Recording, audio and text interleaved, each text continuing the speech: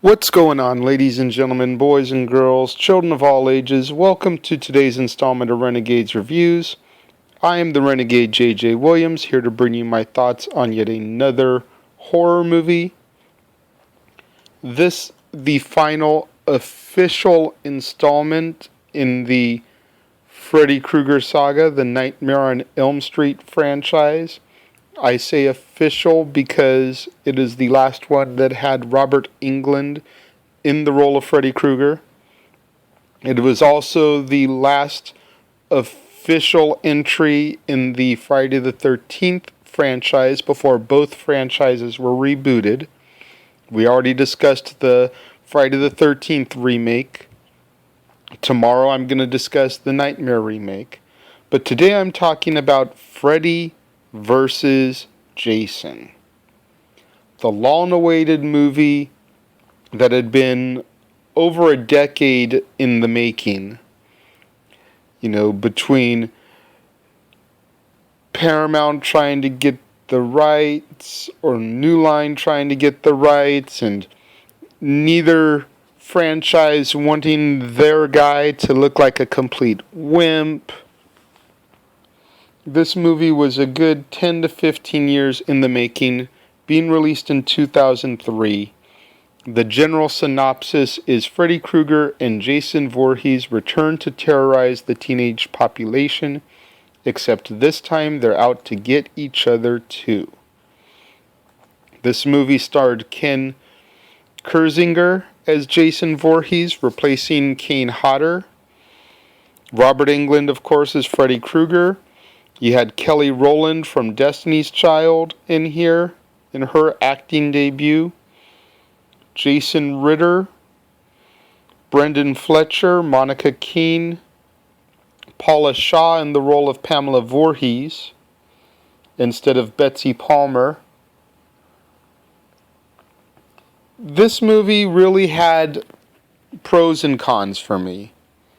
I won't call this movie complete crap, but the story was definitely lacking in some areas. It had serious potential. Basically, all the Elm Street kids that knew about Freddy Krueger have been locked up in an insane asylum. That way, the new generation of Elm Street kids can't find out about Freddy. Therefore, when they sleep, they don't dream about Freddy, and Freddy has no power. So Freddy sends Jason up from hell to start killing people in order to make people think that Freddy's back, thereby making people dream of him again and giving him his power. So like I said, on paper, decent story. You even have Pamela Voorhees as a background character, although I think if they had gotten Betsy Palmer to reprise the role, it would have been a little bit better. And I also think if they had had Kane Hodder in the role of Jason, it might have been a little bit better. But then it starts to get a little wishy-washy for me. And how I've discussed in the past with the Friday the 13th about how horror movies today have too many pretty people in the movie, and you just don't care if these people die or not. There's no vested interest in the characters because you can't relate to them. The only character that was kind of relatable was Linderman, because he was the dork. But,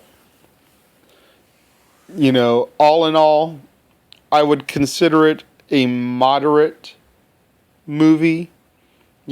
Put in the middle of my favorites in both franchises.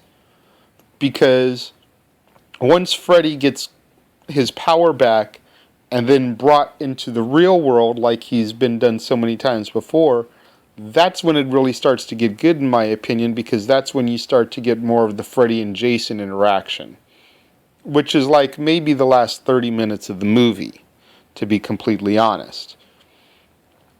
Jason wins, or at least we think he wins. I've heard rumors that there's an alternate ending where Freddy wins, but I've never seen that ending, so I don't know. I would like to see it if it does exist, because I'd like to see how they shot Freddy winning.